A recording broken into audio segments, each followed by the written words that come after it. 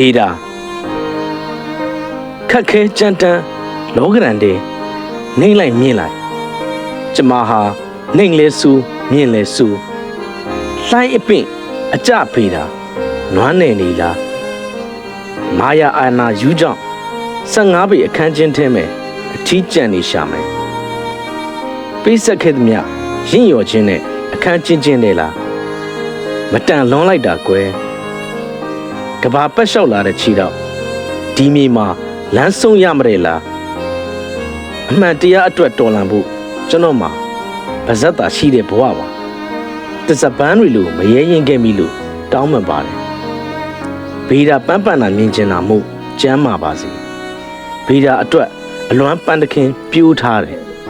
အပြန်လမ်းမှာမျောနေပါမယ်ချစ်ရပါတော့ဘေးတာကြီးအောင်တာမွေ25ရက်6လ2020